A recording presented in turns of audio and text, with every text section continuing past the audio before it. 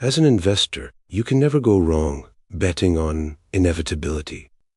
This is such a clear-cut way to lock in guaranteed and sustained returns because you're essentially pulling yourself out of this zone where you're trying to predict what will happen next.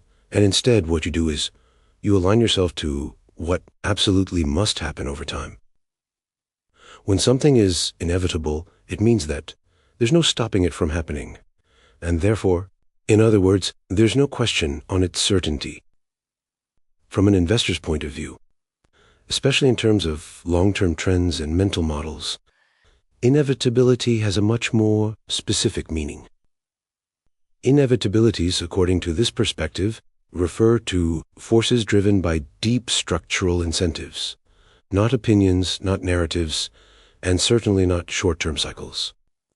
They, by their very nature, persist through recessions, bubbles, wars, political shifts, and basically any sort of external shock you can think of. That's why when I look at companies, I sometimes ask myself, what inevitability does this company sit behind? Because I know if I can align my portfolio alongside an unavoidable force, all I need is to be patient and let time do its thing. This is one of the main reasons as to why I've been so bullish on Nvidia. I see it as genuinely sitting on one of the most undeniable and durable inevitabilities of our time, because it has positioned itself as basically an intelligence multiplier. Since the dawn of human civilization, what has powered technological progress at its most fundamental level has always been the accumulation and application of information. Human beings are constantly learning and accumulating information and applying that to develop new capabilities in the form of technologies. We've been doing this for thousands of years, when we discovered tools like fire and developed the wheel, when we organized our societies around agriculture. From all of that to getting a man to the moon, it's all been a story of turning information into action. So the rate at which we've progressed has always been limited by how efficiently our information systems can process more information and solve problems accordingly. Now, in the age of AI, the older parameters we've been confined to have completely been changed. We've essentially outsourced our cognitive labor to artificial systems that can process information orders of magnitude more rapidly than human beings ever could. I mean, theoretically speaking, an AI tool with enough compute power would actually be able to read every medical paper ever written in an afternoon and look for cross-disciplinary connections that no single human would ever live long enough to find. So information processing has gone from linear to scalable and I'd say even exponential. So back to Nvidia, which is actually supplying the foundational infrastructure that makes this exponential intelligence actually possible. Nvidia is basically so strongly anchored to one of the most durable inevitabilities we know of, which is that technological progress will always demand ever greater intelligence to advance. So, in other words, as humanity pushes into more complex problems, whether it's autonomous vehicles, advanced drug discovery, climate modeling, or enterprise automation, the demand for machine intelligence is only going to become more critical over time. As a picks and shovels play on AI, Nvidia is the multiplier that makes this possible. So that's the broader philosophy behind why I'm so bullish on Nvidia and why I feel that it's structurally impossible for the company to be dislodged from the wave of technological advancements we see today. Now let's move on to something a little more specific. I'm of course referring to the CUDA mode. Now, I and countless other Nvidia shareholders find this to be the most undeniable structural strength inherent to Nvidia. Now, this is what really separates Nvidia from every other chip making the block, I'd say, because CUDA is the sort of foundation everything for Nvidia is built upon. Now, for those who may not know, let me briefly introduce what CUDA actually is. So, Nvidia's been developing graphic processing units, or GPUs, since the 1990s as dedicated graphics chips. These were introduced to handle things like rendering 3D graphics in real time. Now, before that point in time, the CPU would handle most general computing, but would fall short of being able to manage the really heavy computational workloads required for such complex tasks. So the need for GPUs especially became apparent as gaming shifted from 2D flat pixels to three-dimensional gaming. Now, when that happened, all of a sudden, computers had to then calculate thousands of triangles, their lighting, and their movement for every single frame, 30 and even 60 times a second. So thus, in 1990, following several years of research and development, Nvidia finally releases the first ever GPU, which was the GeForce 256. And this introduced something we call parallel processing. What that means is, instead of sequentially generating pixels like a CPU, which first calculates pixel 1, and then pixel 2, and then pixel 3, and so on, a GPU can calculate all thousands of pixels simultaneously through parallel processing. I mean, people in the past would need extremely heavy compute systems, costing upwards of tens of thousands of dollars to run the simplest of 3D applications because the CPU still had to individually do things like calculate where a 3D object was in space and how light would hit it, and that sort of stuff. So these functions obviously choked the CPU, leaving it no room to handle game graphics or in-game physics. So in 1999, after Nvidia released its very first GPU that solved these problems through parallel processing, there was an explosion in 3D games, many of which had gone on to become quite iconic. In addition to just games, however, universities and research centers also began procuring GPUs for their systems to perform real-time 3D rendering, physics simulations, and so on. Soon enough, things like CGI became widespread because they no longer required a $100,000 SGI supercomputer and could simply be performed by a $500 graphics chip. Soon enough, developers rightly realized that they could actually leverage the GPU's massively parallel architecture for far more than just graphics.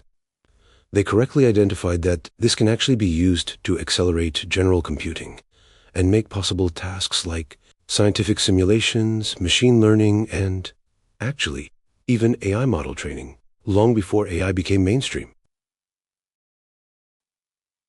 So eventually, Nvidia saw this massive demand for its GPUs across an endless array of applications and realized that it needs to make these GPUs somehow accessible to the global community of developers. And to do that, it would need to create a layer that lets programmers write code like Python or C++, which speaks directly to the hardware. So CUDA, or Compute Unified Device Architecture, was the answer to this need. CUDA is a software platform that Nvidia launched in 2006 to enable developers to solve heavy compute problems in a highly efficient manner. Soon enough, GPUs were being used by oil and gas companies like Chevron and BP to process massive amounts of seismic data to calculate how sound waves travel through different layers of rock to find oil. Quantitative analysts on Wall Street, too, were among the earliest CUDA adopters who used GPUs for the high-speed risk assessment and option pricing. Similarly, areas like molecular biology, cryptography, and medical imaging also quickly began leveraging CUDA to accelerate computations that were previously impossible to carry out with CPU technology. This also brought down competition time from weeks to just hours, and sometimes even minutes. So fast forward 2 decades, CUDA has progressed beyond niche high-performance computing workloads and, as we all know, has gone on to establish itself as the foundation of modern AI and accelerated computing. So without CUDA, there's no generative AI. There's no enterprise data center landscape as we see today, and there's also no way to train massive neural networks. And because CUDA's established libraries and the GPU architecture it opens up have 2 whole decades of developer adoption and continuous optimization, it's pretty much now the standard for AI compute. Millions of developers have already been familiar with the platform even prior to the AI proliferation boom. And as a result, as new models and enterprise workloads are almost always written to run on CUDA, first because of its massive familiarity. So this leads to a reinforcing loop of network effects where more developers writing for CUDA drives more enterprise adoption, which in turn incentivizes cloud providers and hardware vendors to prioritize Nvidia GPUs, which again, as you know, in turn attracts even more developers to the platform. So this is a reinforcing loop we see here. This clearly gives Nvidia a phenomenal pricing power, which in turn leads to a high margin and sticky revenue stream. These attributes obviously prove that Nvidia's business is both profitable and immensely defensible. Now that I've introduced Nvidia's CUDA modes, let me go back to what I started this video with and demonstrate why CUDA actually makes the company almost certainly inevitable in AI progress. So, following the AI proliferation boom we've been seeing in the last 3 to 4 years, it seems very clear that AI is inevitably going to scale to much larger levels. The market size in 2024 was estimated to be just below $640 billion, and it's expected to climb to almost $3.7 trillion just a decade later. Obviously, there are a bunch of technological trends that act as growth drivers here, with AI and machine learning transforming so many sectors out there, such as manufacturing, healthcare, finance, and so many others. But more than just that, an exponential boom in AI applications is actually the path of least resistance for humans to follow. Now, I say that because humanity has always had a gravitational pull towards tools that increase our problem-solving capacity, reduce our uncertainty, and compress our time to insight. Historically, every major technological milestone in productivity followed the same pattern. We did not adopt electricity because it was novel. We adopted it because it removed friction from almost every economic activity in the world. Computing followed the same path. Now, AI is simply the next layer, but this time, it directly augments cognition rather than physical labor. For that reason, I see AI as being an outcome that is totally and completely inevitable. Once intelligence becomes cheaper, faster, and, well, more available, organizations will more than likely substitute their slower human workflows across pretty much any industry. So I believe that over the next few years, we will witness a broad migration of uncertainty-heavy tasks shifting more and more towards AI-assisted systems. Now, opting out of the setup would no longer be a question at all, in my opinion, just like it wasn't in the case of using electricity or the internet. So I would say that Nvidia, with its powerful CUDA mode and its proven GPU architecture, sits at the exact choke point of this inevitability because it's pretty much positioned itself as the default substrate through which cognition is industrialized. You can actually see this in the way the company's leadership frames its products, not just in terms of topping various technical benchmarks, but clearly they seem to be optimizing for economic substitution at a global scale. That's why there's so much mention of things like reducing cost per token and total cost of ownership, and at the same time extending long useful life. This is because for AI to replace uncertainty-heavy human workflows, it must clear 3 economic hurdles simultaneously. It must be cheap enough to be used continuously and not despairingly.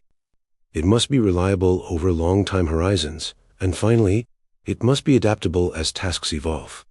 Now, remarkably, Nvidia, with its GPU architecture and its CUDA platform, successfully achieves all 3 of these. That's why Nvidia is so securely positioned to cross this threshold we keep mentioning, and why it's the ultimate inevitability investment. So that's why when we look at the company through this perspective, as one of the most foundational architects of the next-gen, intelligence-driven global economy, its market cap of $4.5 trillion actually seems small. This is especially when you consider its strides in areas such as robotics, self-driving vehicles, and other intelligence-based systems, which will further reinforce CUDA as the de facto standard for real-world intelligence execution. Even if you push aside all this visionary talk for a moment, just look at its immediate numbers. They seem to suggest that the stock is actually pretty cheap right now, and quite squarely in the buy zone. A year from now, in January 2027, Nvidia is expected to come up with an EPS of $7.6 per share, according to a consensus estimate of 56 analysts. Now, in absolute terms, that means an earning of over $185 billion. Now, with that number in mind, Nvidia is actually currently trading at about 24.5 times its forward earnings. Now, that is actually bargain levels when we consider that the median tech sector forward PE ratio is closer to 32.